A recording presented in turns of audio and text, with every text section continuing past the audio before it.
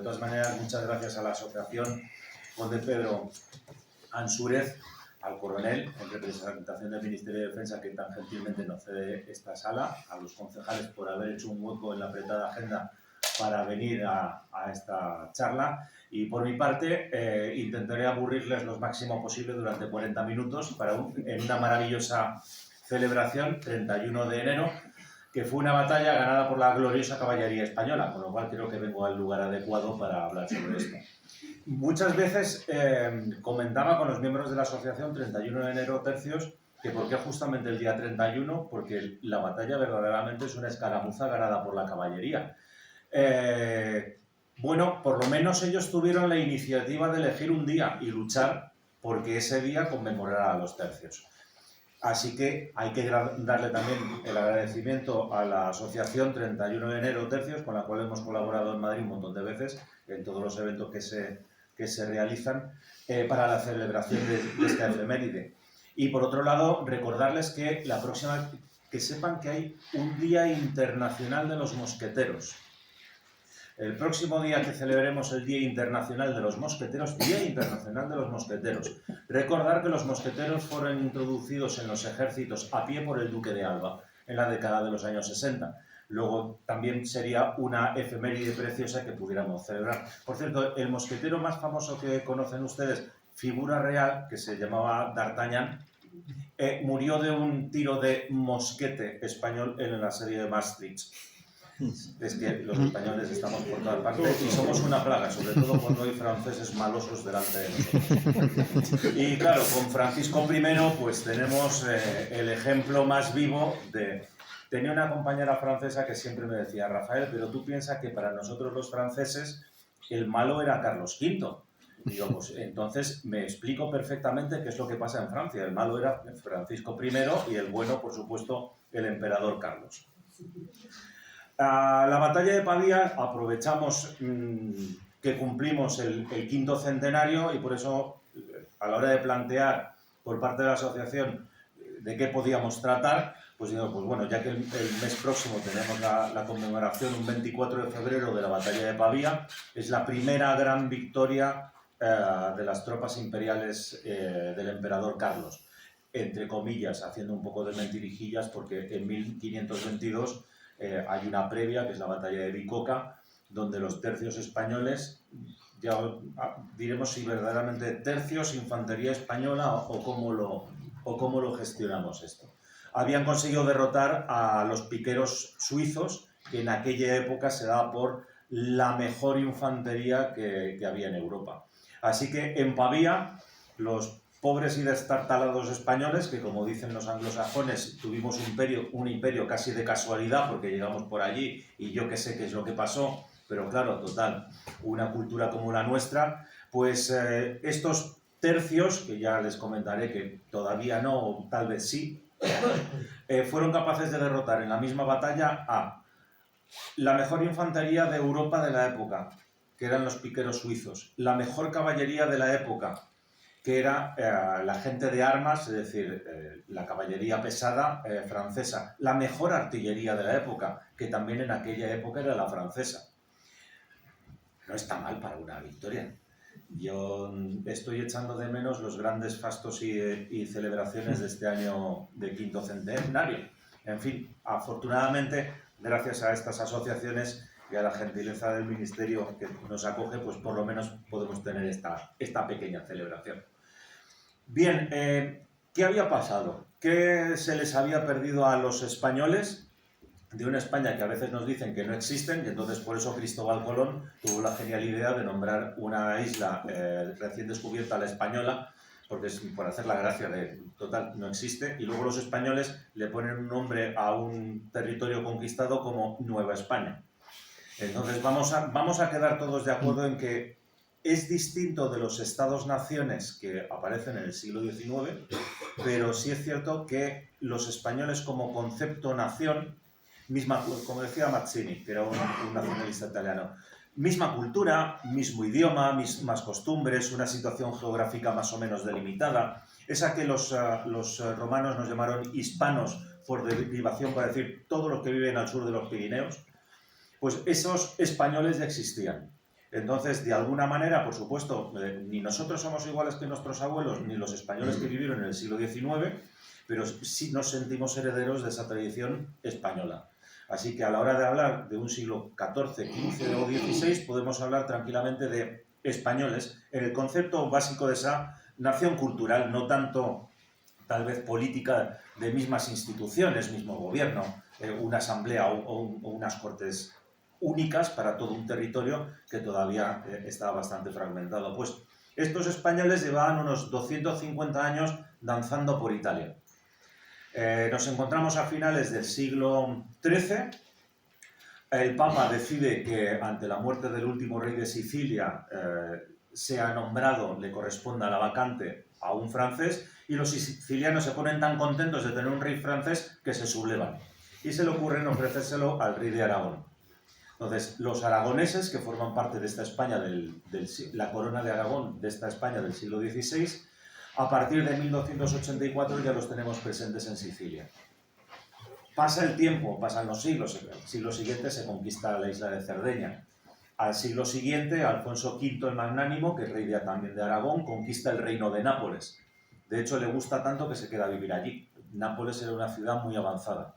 Y esta va a ser la gran pugna que vamos a tener españoles y franceses a lo largo de ese final del siglo XV y este principio del siglo XVI. Supongo que no le descubra a nadie la figura de Gonzalo Fernández de Córdoba, el gran capitán, y Fernando el Católico. Llegamos a este punto de principios de siglo XVI. Los franceses no se resisten a perder sus intereses sobre el territorio y la península italiana. Claro que ahora ya no se pelea tanto por Nápoles, sino que la zona en disputa fundamental va a ser el norte, va a ser Milán. Milán, el milaniensado, la Lombardía, origen también de uno de los tercios españoles. Hago un pequeño salto y luego sigo con la Primera Guerra de Italia. Supongo que todo el mundo sabe que inicialmente, en general, los historiadores damos por buena la fecha de creación de los tercios por una ordenanza firmada por el emperador Carlos en Génova en 1536. Como fecha porque por primera vez en un documento oficial aparece la palabra tercio. No porque los tercios no pudieran existir en 1525. Infantería española que utiliza básicamente pica, arcabuz y arma blanca. Es lo malo de guardar estas cosas en el bolsillo. En general se suele dar por inicio de los tercios y fecha de creación, porque en el documento se habla de el tercio de españoles que ha de quedar en, y entonces uno queda en el norte, otro queda en el sur y otro queda en Cerdeña. El de Cerdeña rápidamente cambia de nombre y porque es Málaga-Niza, ahí hay un follón un poco con la documentación oficial y con qué acepta una corriente de historiadores y otros. Y luego el tercio de Nápoles-Sicilia, que originalmente es el mismo, inmediatamente se subdivide. Y por eso los 4 tercios viejos, los primeros, los originarios, se habla del tercio de Lombardía, el de Milán, el tercio de Cerdeña, el de Sicilia y el de Nápoles. Cuando con el paso de los años se recluten más tercios en estos territorios, se les llamará tercio nuevo de Nápoles para diferenciarlo del viejo veterano. Y muchos de ellos lo que hacen es sencillamente tomar el nombre de su maestre de campo.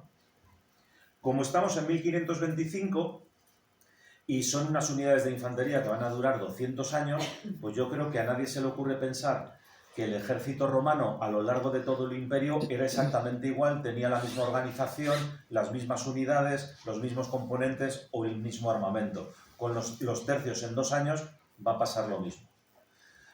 En Pavía, en 1525, ¿podemos hablar de tercios? Probablemente sí. Probablemente sí, de igual forma que les comentaba cuando hablamos de España. ¿Podemos hablar de España en el siglo XVI? Hombre, con los términos del siglo XXI, de Estado-Nación del XIX, probablemente no.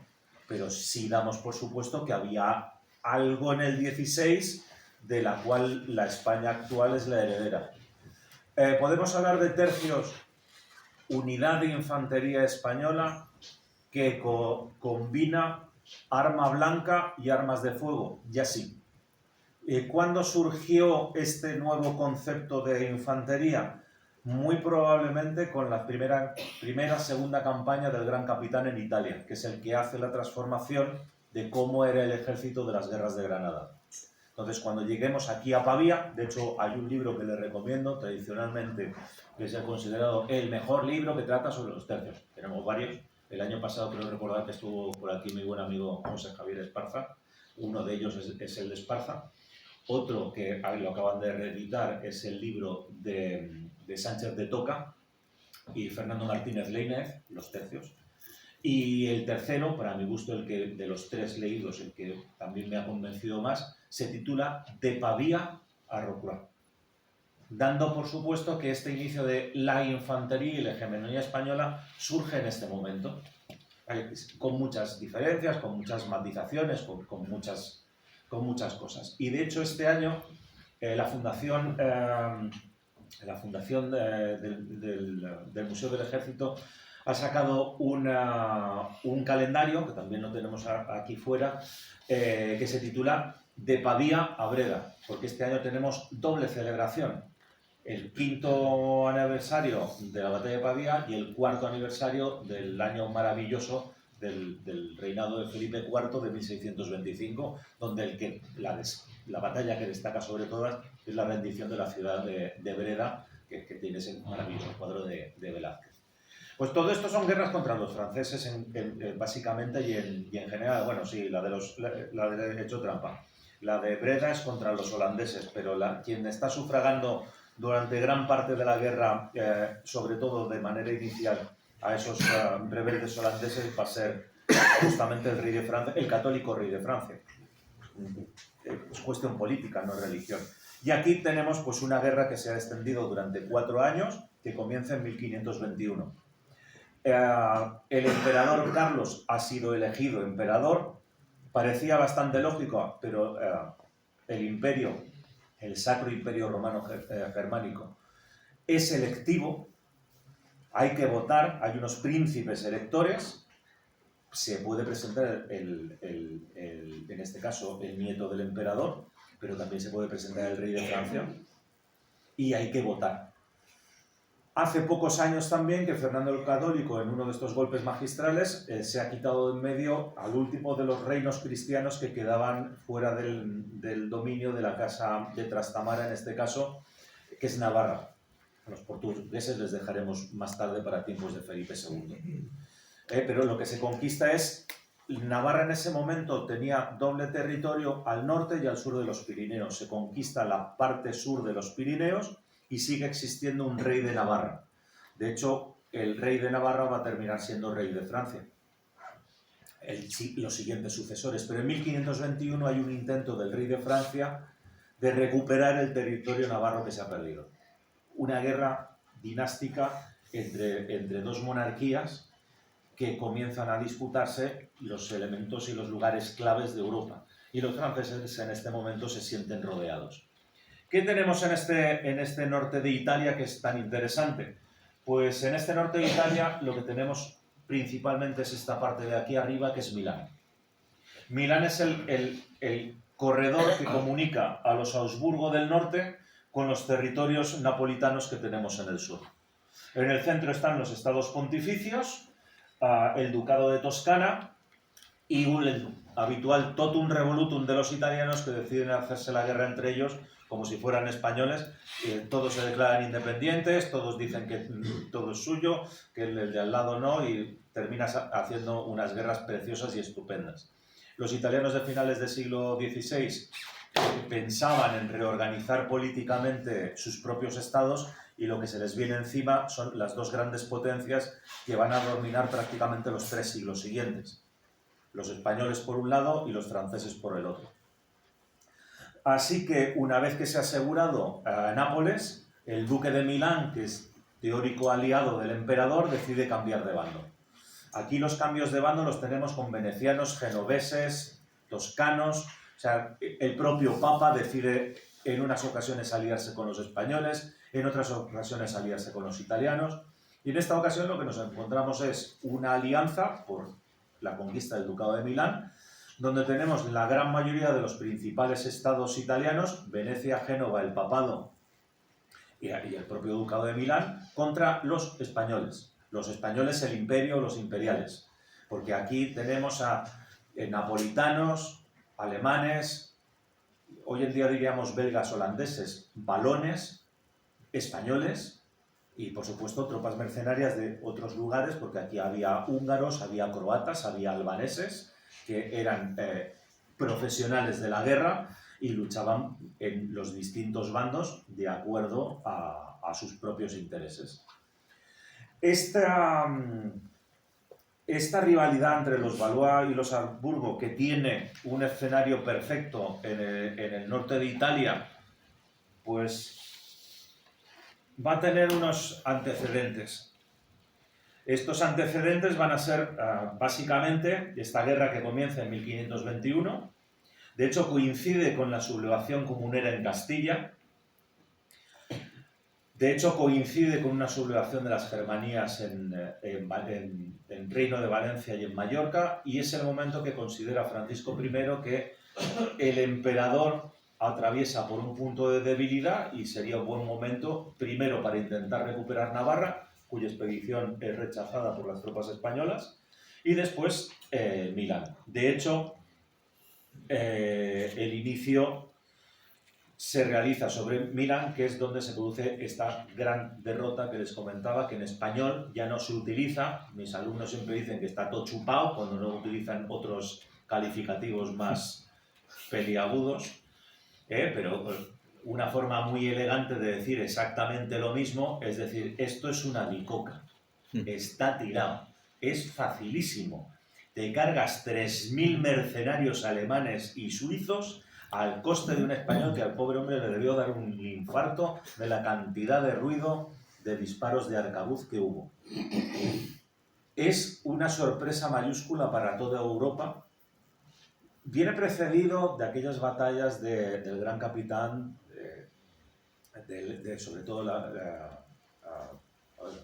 de Garellano, que es la que da el espaldarazo definitivo de la conquista de Nápoles, pero que la mejor infantería europea sea derrotada por armas de fuego, sobre todo esa combinación de armas de fuego, por supuesto también tiene truco, es decir, el ejército imperial, que no son solamente españoles, lo que hace es atrincherarse, preparar el terreno para recibir a los suizos.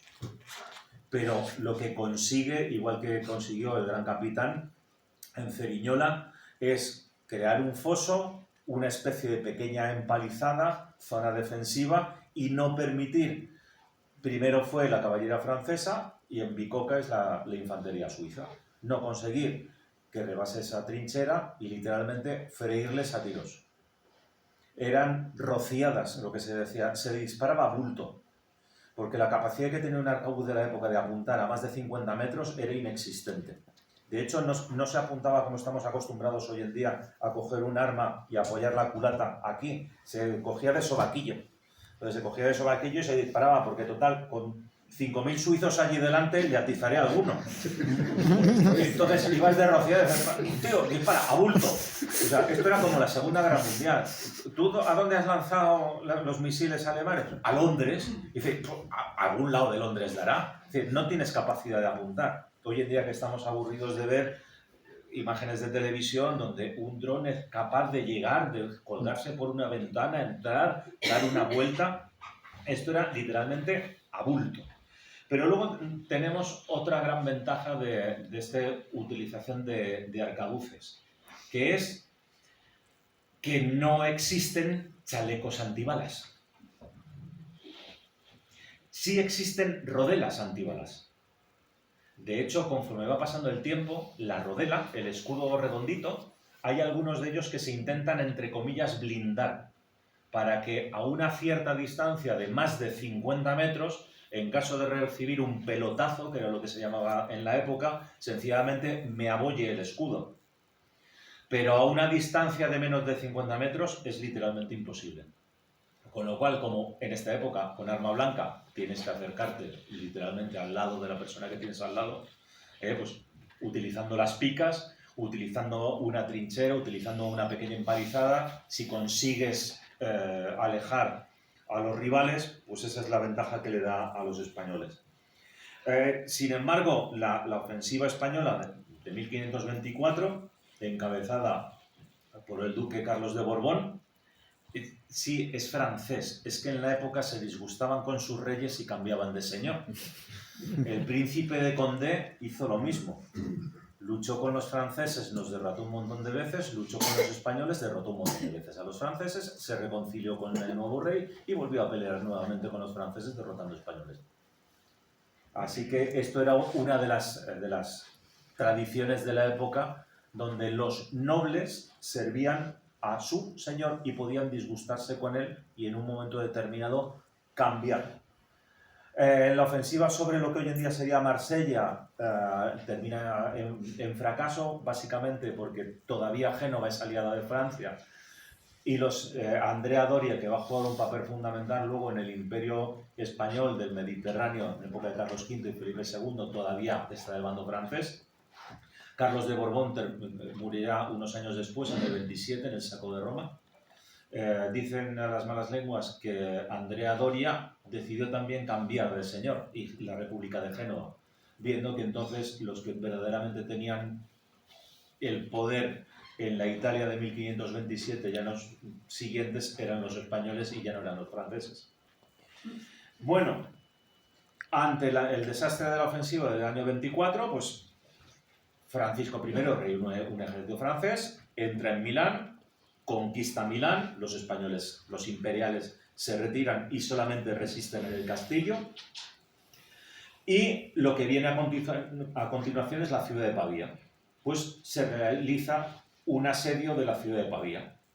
En esta época los asedios, desde el tiempo de Julio César, están todos perfectamente reglamentados y hay unos preciosos manuales de época, de Frontino y Vegecio, que llevan estudiando los romanos desde tiempos inmemoriales y la gente que se dedica a la guerra de esta época también los ha leído. Se hacen unas obras, unas trincheras para ir acercando en trincheras en esta época lo que son la artillería, en época de los romanos lo que serían las catapultas y armas de asedio. Pavía fundamentalmente está a un lado del río y entonces se aprovecha. Además, donde se va a desarrollar el combate está en alto. Es una especie de coto de caza con una valla perimetral que lo cierra, que es un coto de caza del duque de Milán. Y la ciudad de Pavía queda en el fondo del valle, al pie del río.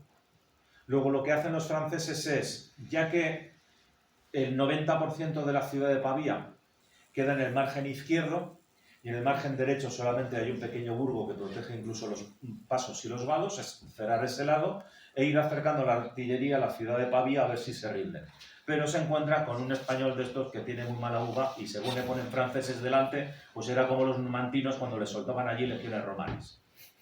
Solamente traen 5.000, que pocos. Entonces se encuentra con Antonio de Leiva, que es uno de los mejores generales que va a haber en la época.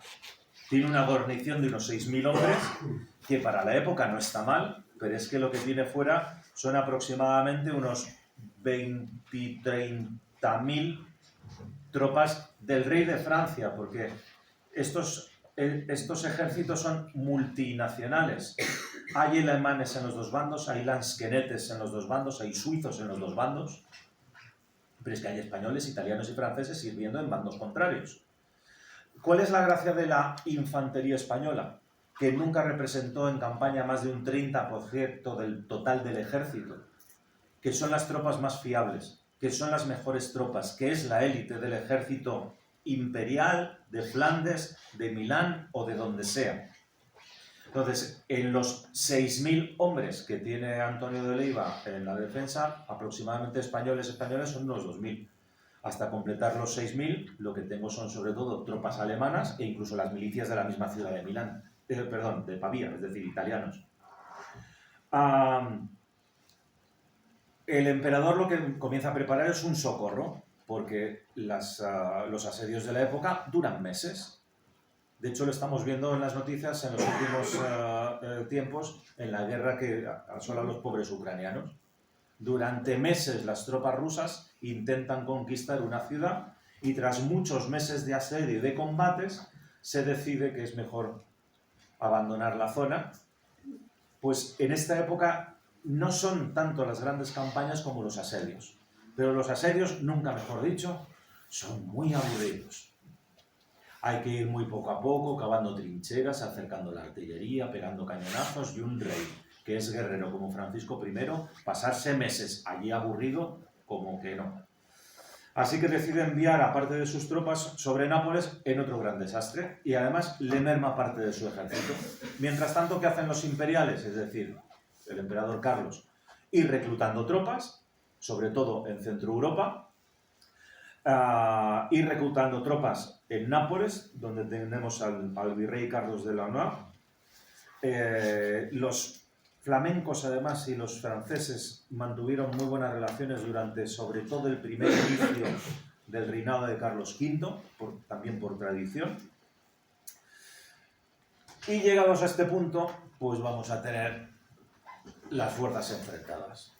¿Qué es lo que me voy a encontrar? ¿Qué es lo que ha conseguido reunir el emperador para auxiliar a estos 6.000 hombres que defienden la ciudad de Pavía frente a unos 20, algún exagerado habla de 40.000 hombres? Esto en versión soviética, Segunda Guerra Mundial, no pasa de una brevísima escaramuza entre 4 que pasaban por allí. 40.000 hombres en la época del siglo XVI es un ejército grande. 50.000 hombres comienza a ser en Europa un ejército colosal, y ya nos tendríamos que ir al siglo XVII. Luego, juntar esta cantidad de personas ya francamente es bastante. ¿Qué es lo mejor que tiene el ejército francés? La caballería pesada. Por eso los británicos durante tantos años, especialmente los ingleses, les recuerdan la batalla de Agincourt, donde la mejor caballería de la época, que eran literalmente los blindados de la Edad Media y de principios del siglo XVI, los soltabas en masa a cargar contra la infantería que intentaba resistir. Los británicos, los ingleses, les derrotaron en Agincourt gracias a sus arqueros, que antes de que llegara la propia carga fueron capaces de, a tiro de arco. Por cierto, ¿todo el mundo conoce a Winston Churchill? ¿Se acuerda de la Segunda Guerra Mundial? ¿Recuerda una foto icónica de Winston Churchill haciendo la V de la victoria? No recordéis bien. Winston Churchill en su foto icónica la hace así. No reproduzco lo que representa esto en español, pero siendo muy recatados diría que es un corte de manga. Los ingleses, tras la victoria de Agincourt, le enseñaron los 2 deditos con los que tiraban flechas a la supercaballería francesa. Los españoles repitieron la hazaña un siglo después, pero a tiro de arcabuz. En el fondo no deja de ser la mejor caballería, que lo que se basa es en el impacto y en romper las líneas del ejército contrario para que luego sea la infantería y la caballería ligera los que le rematen, es lo que no va a conseguir aquí. Además, los franceses cuentan con sus mercenarios suizos, uno de los mejores ejércitos de la época, y además con una de las mejores artillerías que cuentan. Y los imperiales han conseguido reunir, con suerte, unos 20.000 hombres que van a ser el socorro, donde hay, lo que va a destacar son los tercios españoles. Acepten tercio en 1525 como unidad de infantería integrada sobre todo por piqueros y arcabuceros, que eso va a ir evolucionando durante los siguientes 150 años.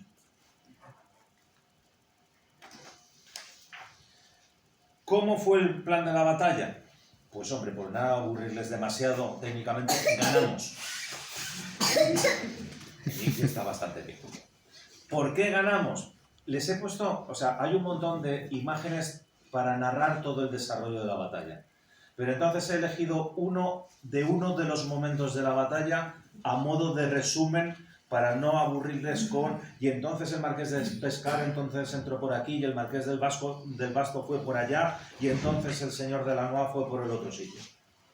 Lo que tenemos es básicamente... ¿Dónde está la ciudad de Pavía?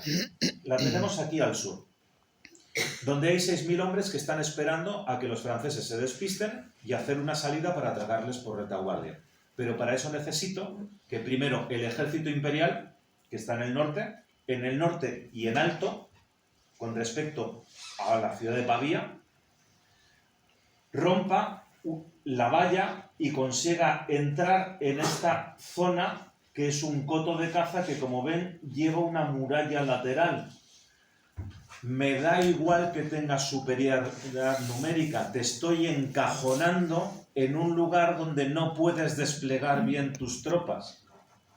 En el fondo, y haciendo siempre historia ficción y exagerando, esto es como Leónidas en las Termópilas. Pues, ¿qué es lo que hago? Buscar un sitio donde prácticamente con 300 tíos consigo parar o hacer que, por mucho que despliegues, no me puedas atacar por los flancos. El desarrollo de la batalla, básicamente, para no liar demasiado, es: las tropas imperiales consiguen romper la muralla sin que los franceses se enteren, picando de noche. Entran a raudales los imperiales dentro de este recinto cerrado.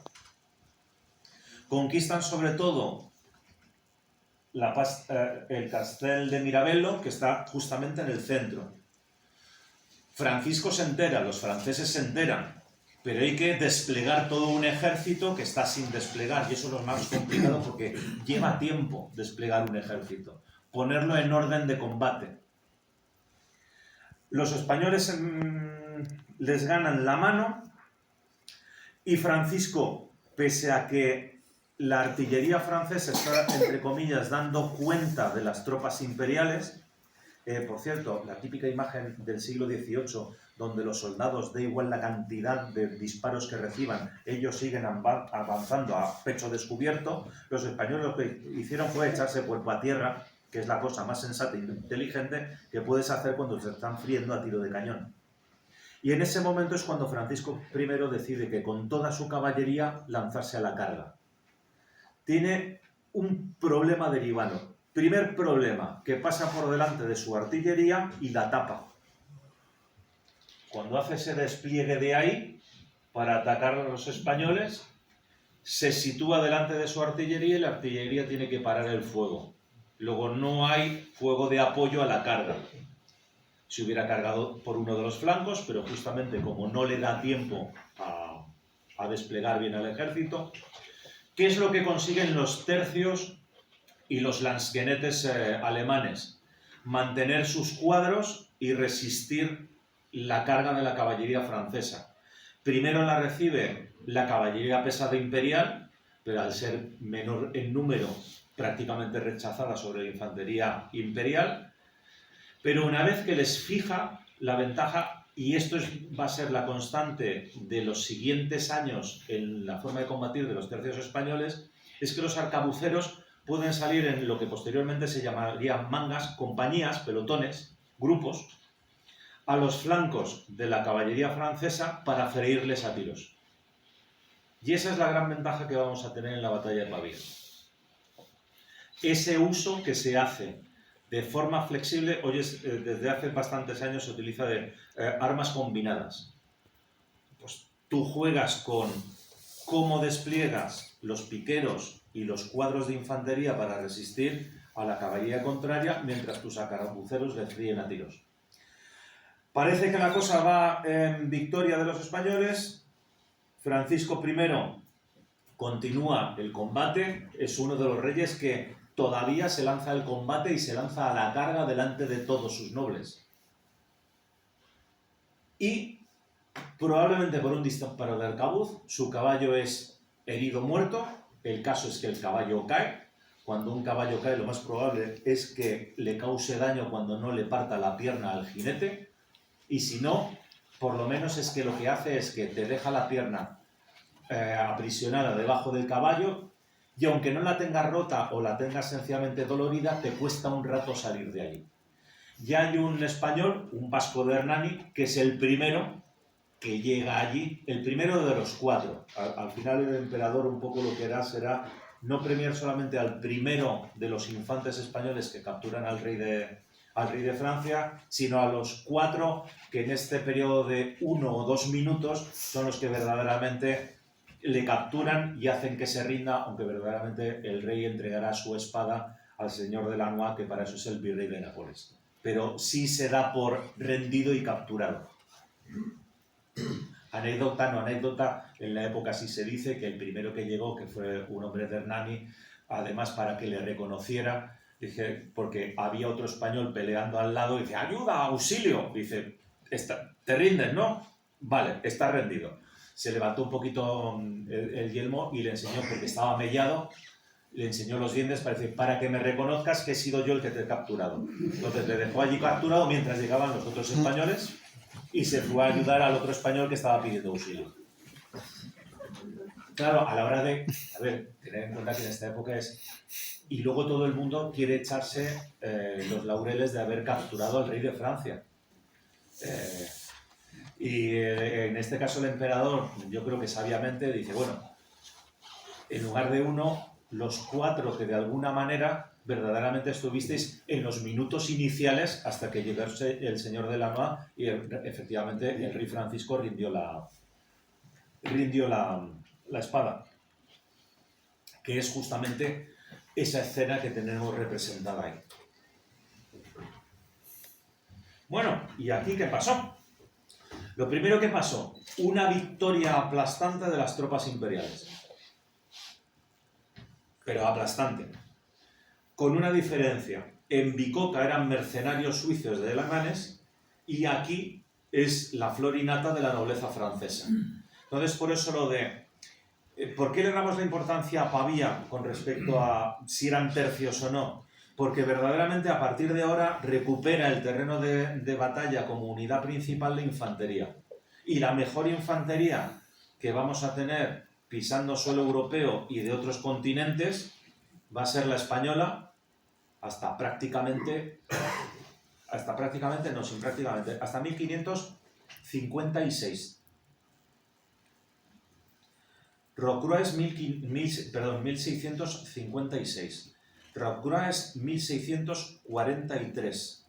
13 años después, la infantería española al mando del infante don Juan José de Austria derrota a las tropas francesas en el Socorro de Valenciennes, que es una especie de ciudad asediada por los franceses donde llega un ejército de socorro español y los franceses son derrotados. Esa es la última gran victoria campal. A partir de ese momento, básicamente, la forma de combatir de los españoles se transforma más en un continuo asedio, como es lo que ha pasado. Pero estamos hablando de 141 años. 141 años donde la mejor infantería que ha pesado toda Europa y 3 continentes más es la española. Así que creo que no está nada mal. Pequeño detallito sin importancia. Dicen que el rey de Francia, como buen rey, se rindió diciendo todo está perdido, es decir, he perdido el ejército de Bartolomé Pavía y encima he perdido Milán porque de aquí, salvo el honor. Y eso sí que reconocerle. Es un rey que con la batalla en un tumulto final, él sigue peleando a golpe de espada. No se queda en retaguardia, no huye, no vuelve la cara, que era lo que se decía en la época. ¿Y cuáles fueron las consecuencias? Pues las consecuencias... por cierto, Francisco y Carlos se conocían personalmente, quedaron a comer varias veces. Es que eran rivales, no eran enemigos. Es que hoy vivimos en una sociedad de que todo Cristo bendito, que no es exactamente igual que yo, es mi enemigo. Es que lo que nos encanta hacer últimamente es buscar qué diferencia tiene el de enfrente para catalogarle de enemigo. Todos los actos son de enemistad. Lo del delito de odio ya, hoy en día yo ya no sé. O sea, es una cosa literalmente increíble. Entonces, claro, estos...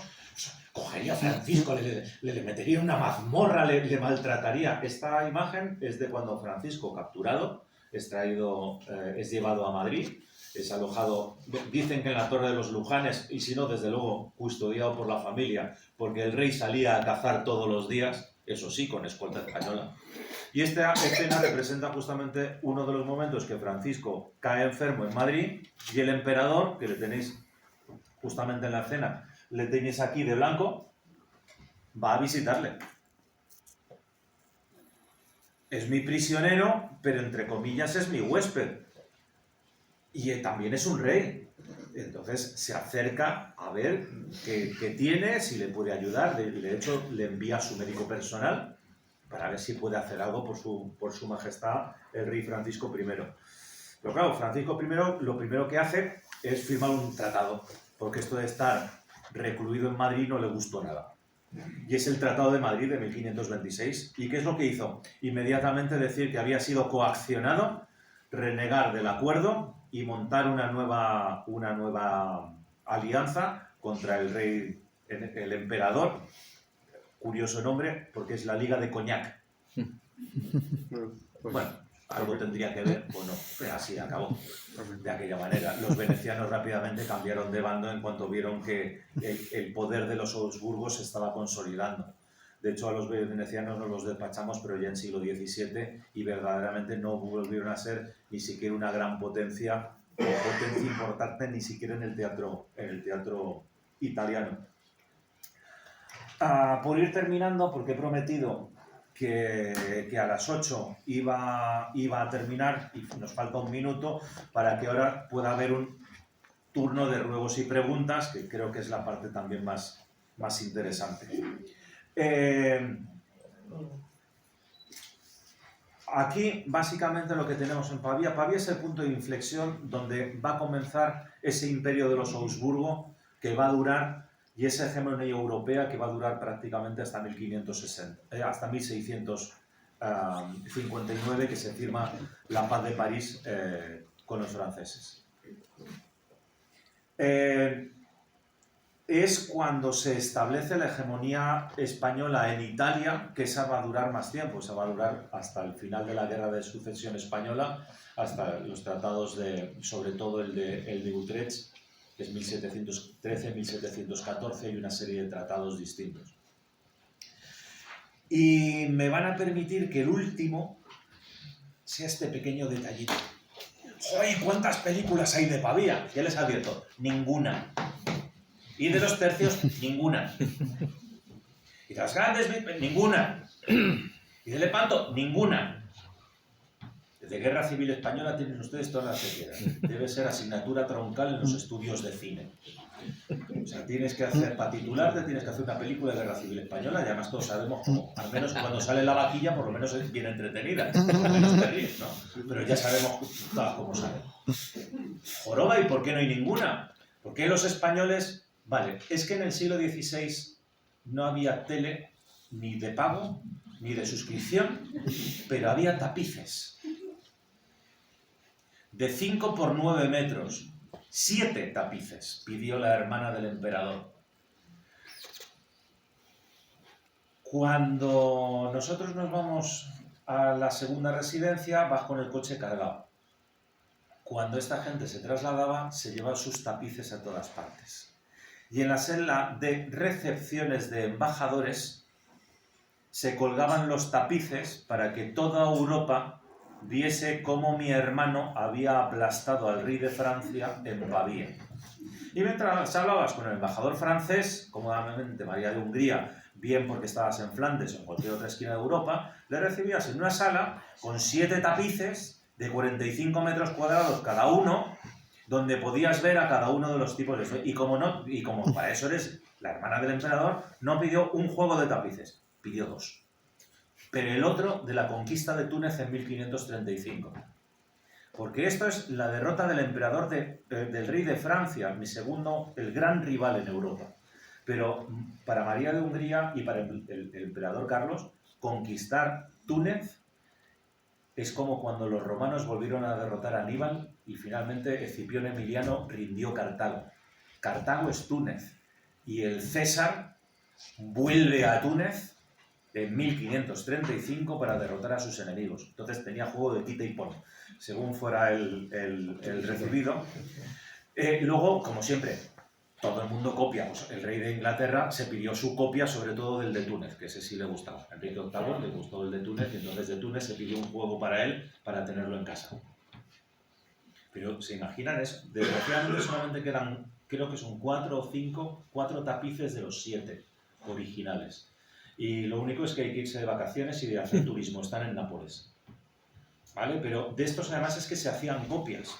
Y entonces la familia de Augsburgo tiene una serie de grandes victorias que además te lo muestra. Te muestra porque cada uno de estos tapices cuesta, pero literalmente, pero otra frase española, para no utilizar partes del cuerpo diciendo que cuesta mucho. Costaban un Potosí. San Luis de Potosí, que es la principal mina de plata que tenemos entonces en el Virreinato del Perú. Así que creo que los Augsburgo de su época, la gente de la época, sí consideró que la batalla de Pavía fue una victoria, uno, muy importante, y dos, que tuvo como consecuencia directa asentar la hegemonía de la Casa de Augsburgo durante prácticamente 180 años más, y que además, aunque no sea un documento oficial firmado en el 36 por el emperador, donde había una palabra que pone tercios, de alguna manera sí podemos decir que desde luego lo que combatió en Pavía se parecía mucho a los tercios que posteriormente dieron tanta gloria, como bien nos ha dicho Carlos, que lleva chuleta. Luego te voy a preguntar, ten cuidado y a ver si tienes que estudiar más inglés, si no voy a llamar a casa y voy a preguntar. Es que llamas en español regular también. Ya, el emperador le pasaba lo mismo, en inglés no hablaba ninguno. Pero bueno, decía uno, el emperador Carlos, otra anécdota y con esto ya acabo. Decía, no, yo hablo. Entonces el emperador chapurreaba, hablaba varios idiomas. Hablo en español con Dios, en francés con las mujeres, en mi caballo en alemán. Y le decía yo a un amigo, ¿en inglés ha dicho algo? Dice, no, porque nadie de la época hablaba inglés. Así que hasta aquí, espero que les haya gustado la charla y a partir de ahora pues un turno de ruegos, preguntas, peticiones, sugerencias. Y si no, ya saben, Marcos es el primero que le voy a preguntar si no.